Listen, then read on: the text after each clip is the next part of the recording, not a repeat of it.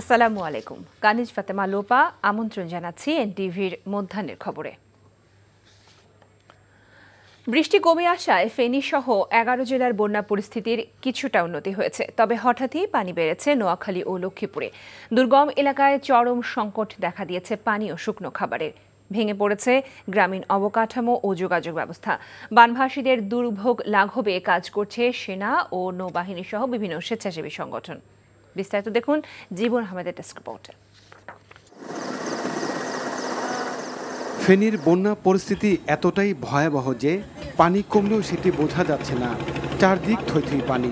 বৃষ্টি না হওয়ায় বন্যা পরিস্থিতির কিছুটা উন্নতি হলেও বেশিরভাগ এলাকায় এখনও বুক সমান পানি। এমন বন্যা কখনো দেখেনি জেলার মানুষ। ফুলগাজী, পরশুরাম ও ফেনী সদরে বন্যার পানি কমতে শুরু করেছে। তবে ছাগলনইয়া, সোনাগাজী, দাগনভূঞা উপজেলায় বন্যা পরিস্থিতির কোনো উন্নতি হয়নি।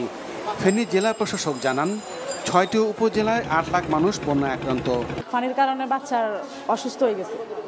পানি এতটুকু বুক সমান পানি। 4 দিন আসি, 3 তলা বাসা কেনার ভিতরে আসি, ওইখান থেকে বাড়িতে এখনো যেতে পারছি না।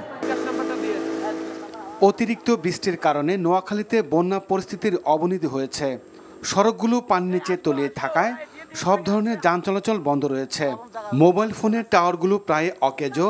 দুর্গত এলাকায় খাদ্য সহায়তা দিচ্ছে বিভিন্ন স্বেচ্ছাসেবী সংগঠন। দুর্গত এলাকায় খাদ্য সহায়তা দিচ্ছে বিভিন্ন সংস্থা। উজানে ভারতের অংশে 3 দিন বৃষ্টিপাত না হওয়ায় মৌলভীবাজারের মনু, ধলাই ও কুশিয়া নদীর পানি কমতে শুরু করেছে। তবে আশঙ্কার কথা হলো, মনু ও ধলাই নদীর বাঁধের ভাঙ্গা অংশ দিয়ে পানি লোকালয়ে ঢুকছে। দুর্গত এলাকায় খাদ্য ও বিশুদ্ধ পানির তীব্র সংকট দেখা দিয়েছে। এছাড়া টানা বৃষ্টি ও উজানের ঢলে সৃষ্ট বন্যায় কুমিল্লা, চাঁদপুর, চট্টগ্রাম, খাগড়াছড়ি, হবিগঞ্জ, ব্রাহ্মণবাড়িয়া, সিলেট, লক্ষ্মীপুর ও কক্সবাজারে ক্ষতিগ্রস্ত প্রায় 10 লাখ পরিবার। জীবন আহমেদ, এনটিভি নিউজ ডেস্ক। বন্যার খবর জানাতে যাচ্ছি নোয়াখালীতে। সেখানে আছেন সহকর্মী নিয়ামুল আজিজ সাদেক। সাদেক, বন্যার আজকের পরিস্থিতি কেমন দেখছেন?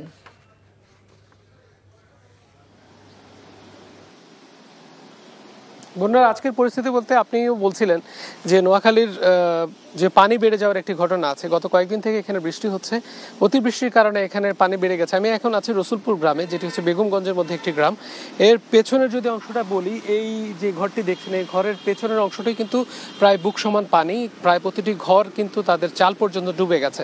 এই জায়গাটা কিন্তু দুর্যোগপ্রবণ এলাকা। এখানে ত্রাণ এসেছে।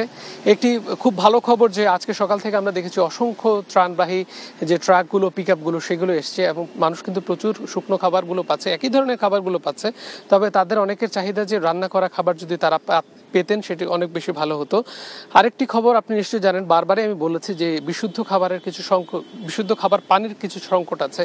সেই কারণে এখানে যেই খাবার ট্যাবলেটগুলো আছে তার সাথে সমন্বয় করে সেই ট্যাবলেট দিয়ে পানি বিশুদ্ধ করে মানুষ নিয়ে যাচ্ছেন। তবে সেগুলো মাঝে মধ্যে বেশি দামে পানি কেনার অভিযোগও আছে।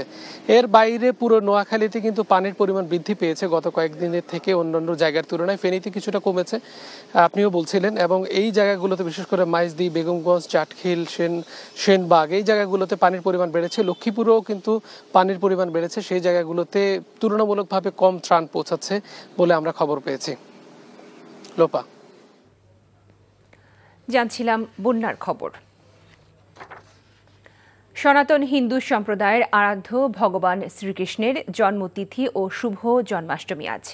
দেশকে এগিয়ে নিতে ধর্ম, বর্ণ ও দলমত নির্বিশেষে সবাইকে একযোগে কাজ করার আহ্বান জানিয়েছেন রাষ্ট্রপতি মোহাম্মদ শাহাবুদ্দিন। সকালে শুভ জন্মাষ্টমী উপলক্ষে বঙ্গভবনে হিন্দু ধর্মাবলম্বীদের সাথে মতবিনিময় অনুষ্ঠানে তিনি এই আহ্বান জানান। পারস্পরিক সহমর্মিতা, সম্প্রীতি ও মানবিক মূল্যবোধের বন্ধনে নতুন প্রজন্মের জন্য একটি প্রগতিশীল ও শান্তিপূর্ণ সামাজিক ব্যবস্থা গড়ে তোলাই এবারের জন্মাষ্টমীর অঙ্গীকার বলে জানান রাষ্ট্রপতি। দেশের এই সংকটকালে বানভাসী মানুষের পাশে দাঁড়াতে দেশবাসীর প্রতি আহ্বান জানান তিনি। পরোপকারের মহান ব্রত নিয়ে যার যতটুকু সামর্থ্য আছে তা দিয়েই অসহায় ও দুস্থ মানুষের পাশে দাঁড়ানোর জন্য দলমত নির্বিশেষে সবাইকে এগিয়ে আসার আহ্বান জানান রাষ্ট্রপতি। সবাই বাংলাদেশী, দেশকে এগিয়ে নিতে হলে ধর্ম, বর্ণ নির্বিশেষে ভেদাভেদ ভুলে একসঙ্গে কাজ করতে হবে। সকল ধর্মের মূল বাণী হচ্ছে মানব কল্যাণ। ধর্মীয় মূল্যবোধকে দেশ ও জনকল্যাণে কাজে লাগাতে হবে। পারস্পরিক সহমর্মিতা, সম্প্রীতি ও মানবিক মূল্যবোধের বন্ধনে নতুন প্রজন্মের জন্য একটি প্রগতিশীল ও শান্তিপূর্ণ সামাজিক ব্যবস্থা গড়ে তোলাই হোক এবারের জন্মাষ্টমীর অঙ্গীকার। এ বিষয়ে জানতে আমরা চলে যাচ্ছি রাজধানীর ঢাকেশ্বরী মন্দিরে। সেখানে আছেন স্টাফ করেসপন্ডেন্ট আবির আহমেদ। আবির, মন্দিরে এখন কি ধরনের আনুষ্ঠানিকতা চলছে এবং র্যালি কখন বের হবে এ নিয়ে কি তথ্য আছে আপনার কাছে?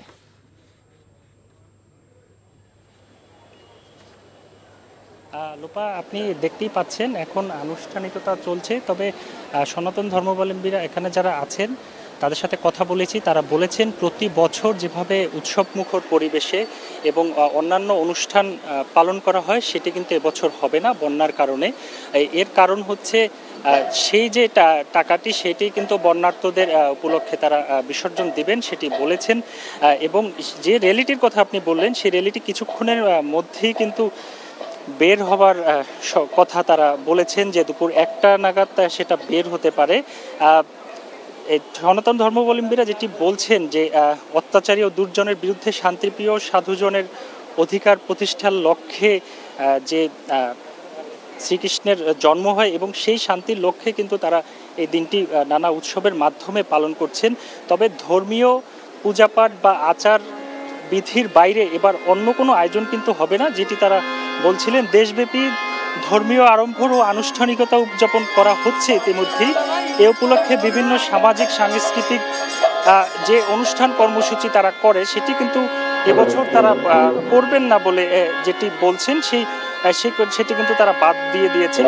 এবং এই পূজাতে কিন্তু যেটি দেখেছি যে বন্যার্তদের পাশে দাঁড়ানোর জন্য কিন্তু একটি বুথ রয়েছে, সেখান থেকে তারা সেই অর্থ কালেক্ট করে তারা সেটি বন্যার্তদের উপলক্ষে তারা দিবেন। এখন পর্যন্ত এখানে চলছে, তাদের কার্যক্রম চলছে এবং কিছুক্ষণ পরে 1টা নাগাদ র্যালিটি বের হওয়ার কথা রয়েছে এবং রাতে কৃষ্ণ পূজার মাধ্যমে তাদের এই অনুষ্ঠানটি শেষ হওয়ার কথা রয়েছে। লোপা, এই ছিল এখান থেকে আমার কাছে সর্বশেষ।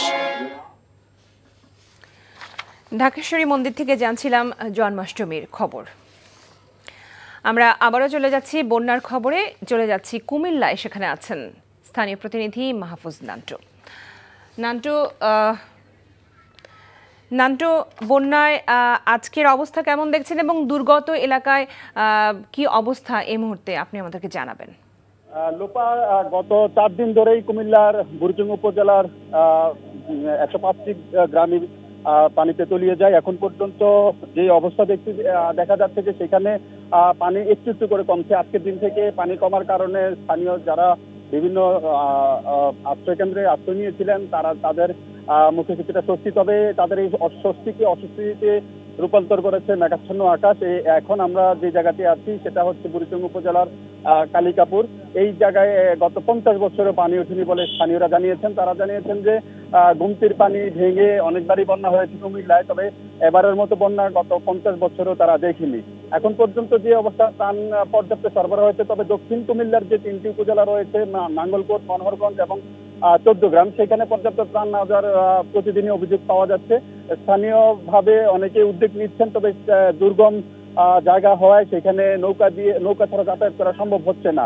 আমরা জেলা প্রশাসনের সাথে কথা বলেছি, জেলা প্রশাসক নিজে জানিয়েছেন যে যেখানে খবর পাওয়া যাচ্ছে সেখানেই ত্রাণ নিয়ে ছুটে যাচ্ছে জেলা প্রশাসনের লোকজন। তো আজকের দিনে গুমতি নদীর আমরা খবর নিয়েছিলাম, সেখানে পানি উন্নয়ন বোর্ড জানিয়েছেন যে এখন গুমতির পানি কিছুটা কমে যাচ্ছে, যার কারণে তারা স্বস্তি প্রকাশ করছেন। লোপা, এই ছিল কুমিল্লার বন্যা নিয়ে সর্বশেষ